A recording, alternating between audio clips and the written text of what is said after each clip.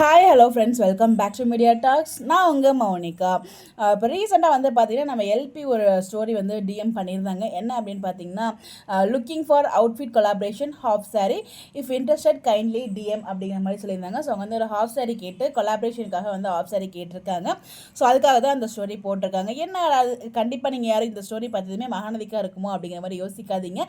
அது மகாநதிக்கு கிடையாது. எனக்கு தெரிஞ்சு இப்போ ரீசெண்டாக வந்து நவராத்திரி வருது இல்லையா, குலு.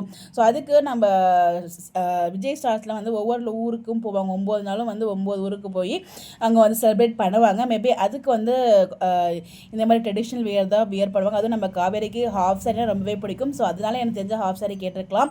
ஸோ எப்பயுமே இயர்லி வந்து பார்த்தீங்கன்னா விஜய் டிவியில் அதை கொண்டாடுவாங்க. ஸோ அங்கே இருக்க செலிபிரிட்டிஸ் வந்து ஒரு லொக்கேஷனுக்குலாம் போவாங்க. ஸோ அந்த மாதிரி எனக்கு தெரிஞ்சு போகிறதுக்காக வாய்ப்புகள் ஹைலி சான்சஸ் இருக்குது. அது இல்லை அப்படின்னா நம்ம காவேரி வந்து பார்த்திங்கன்னா 18, 19 வந்து இதுக்கு போகிறாங்க இல்லையா, மலேசியா. மேபி அந்த ஈவெண்ட்டுக்கு கூட அவங்க வந்து ஹாஃப் சாரி கேட்டிருக்கலாம். இது ரெண்டில் ஏதாவது ஒரு ஈவெண்ட்டுக்காக தான் வந்து அவங்க கேட்கறதுக்கு ஹைலி சான்சஸ் இருக்குது.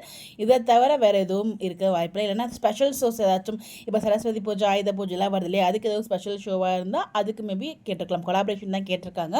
ஸோ எனக்கு தெரிஞ்சு இந்த 3 ஆப்ஷன் எனக்குள்ளே தோணுது. இல்லாமல் வேறு ஏதாச்சும் உங்களுக்கு ஐடியா இருந்தால் மறக்காமல் கமெண்ட் சொல்லுங்கள். பட் கண்டிப்பாக மகாநதி கிடையாது. ஸோ யாரும் ஃபீல் பண்ணாதீங்க.